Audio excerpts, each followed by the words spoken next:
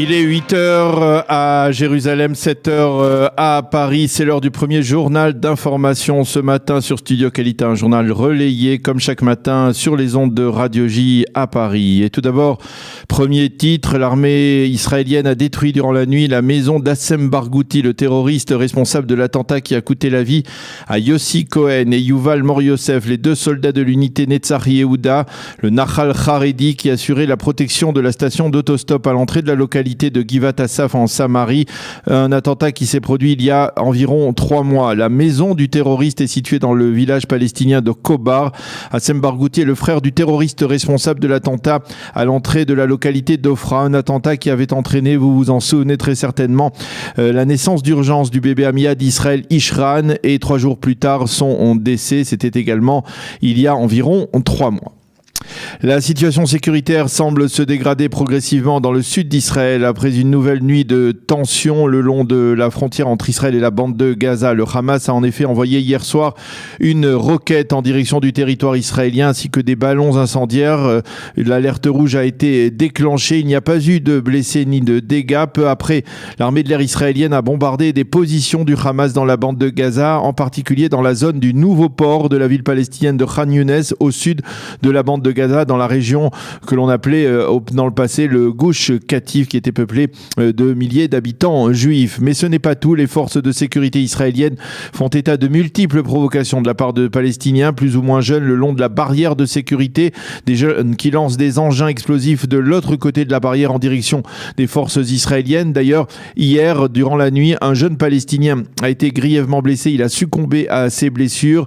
Selon les Palestiniens, il aurait été tué par un sniper israélien après qu'il ait lancé une sorte de pain de dynamite en direction donc des forces israéliennes de l'autre côté de la frontière.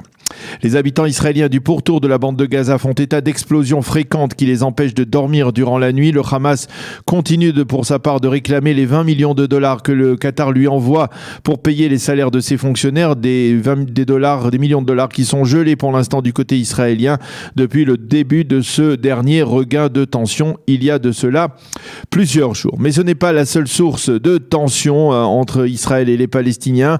Sur le mont du Temple, dans la zone dite de la porte de la miséricorde également, on redoute que la prière de demain, du vendredi, sur le mont du Temple soit accompagnée d'émeutes et d'échauffourées avec les forces de sécurité israéliennes. Et c'est la raison pour laquelle il y a eu durant la nuit dernière d'intenses médiations et il semble que l'on soit parvenu à un accord entre Israël et la Jordanie afin de tenter de restaurer le calme. Selon cet accord, le site de la porte de la miséricorde, qui a été pris d'assaut, il faut le rappeler, il y a 10 jours par des fidèles musulmans qui veulent en faire une 5e mosquée sur le mont du Temple. Ce site devrait être fermé au public durant plusieurs semaines, durant les travaux de réfection et d'aménagement qui devraient se dérouler donc sur place pendant ces prochaines semaines. Il n'est pas précisé dans cet accord, en tout cas pas pour l'instant, si une mosquée sera ensuite érigée sur place, mais ce compromis va au moins permettre d'apaiser la tension pendant les prochaines semaines, et ce, au moins, dit-on, jusqu'aux élections en Israël le 9 avril prochain. Élection, justement, la commission électorale centrale a décidé d'invalider l'ensemble de la liste du parti arabe Ra'am Balad ainsi que la candidature du docteur Ofer Kassif qui se présentait dans la liste du parti communiste israélien, une liste composée à forte majorité de candidats arabes. L'invalidation de Balad est intervenue grâce aux voix des représentants de toutes les formations de la droite israélienne qui sont membres de cette commission électorale centrale, une commission qui, je vous le rappelle, est présidée par le vice-président de la Cour suprême, le juge Hanan Meltzer. Par contre, la commission a validé la candidature du docteur Michael Ben-Ari du parti Otzma Yehudit.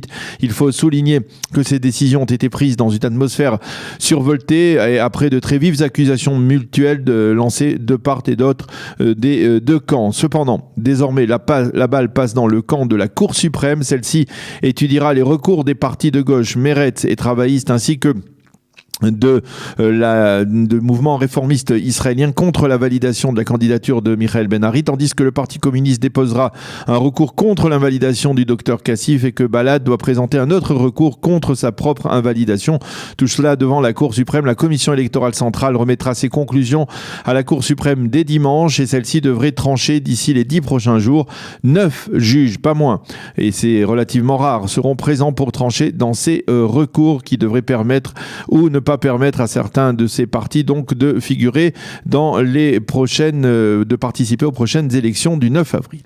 Le Premier ministre israélien Benjamin Netanyahou a affirmé hier que l'Iran tentait de contourner les sanctions imposées par les Américains en faisant transiter illégalement son pétrole par voie maritime. Monsieur Netanyahou a fait cette déclaration lors de la cérémonie de fin du cours des commandants de bateaux, des commandants de bateaux de guerre de la marine israélienne. Il a expliqué à cette occasion que la marine israélienne avait un rôle indispensable dans la défense d'Israël et qu'elle réalisait régulièrement des opérations top secret sur les mers à travers le globe, a déclaré donc le Premier ministre à cette occasion. La météo pour terminer, le temps sera moins frais sur l'ensemble du territoire israélien avec une légère hausse des températures et un temps relativement ensoleillé. Il fera 12 degrés aujourd'hui à Jérusalem, 18 à Tel Aviv et 23 degrés à Eilat. Voilà donc pour ce premier journal d'information. La suite de notre programme dans quelques instants.